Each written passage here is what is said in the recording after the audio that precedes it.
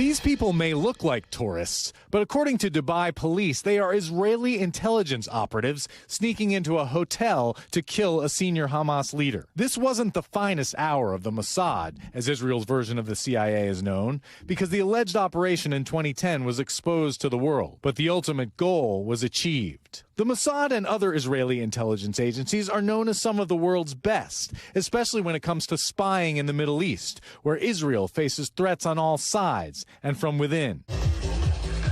That's why it was so shocking that Hamas was able to launch a surprise attack that penetrated deep into Israeli territory and killed more than 1,300 of its citizens. We did not receive any concrete warning, and they caught us off guard. And as Israelis, we've always prided ourselves on the excellence of our intelligence services. From the founding of the country after World War II, Israeli intelligence built an aura of invincibility through a long history of risky and successful operations, from espionage to assassinations, such as the 1960 capture of high-ranking Nazi Adolf Eichmann, who was hiding in Argentina, or tracking down and killing many of the Palestinian militants who killed 11 Israeli athletes at the 1972 Munich Olympics. Athletes of the village awoke to the tragic news. The story portrayed in this Steven Spielberg film. I give the signal by switching off the light. And more recently, Mossad is believed to be behind the mysterious killings of Iranian scientists linked to that country's nuclear program, although not confirmed by NBC News.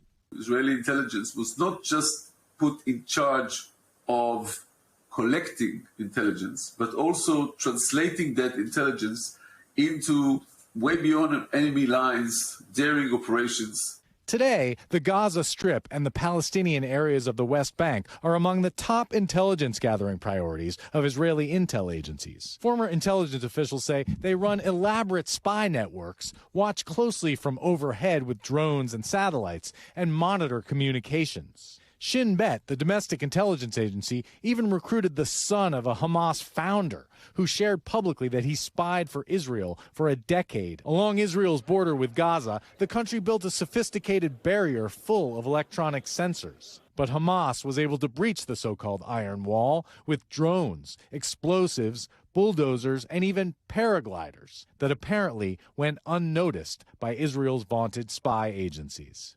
How come they didn't know? That's a question yet to be answered. Ken Dilianian is joining us now. Ken, and that is such a fascinating look, I think, at Mossad and at these intel agencies.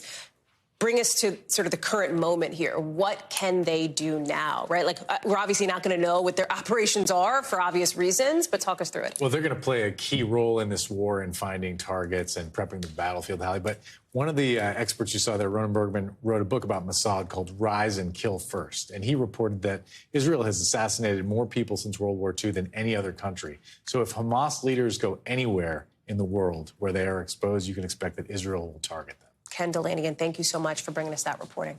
Thanks for watching. Stay updated about breaking news and top stories on the NBC News app or follow us on social media.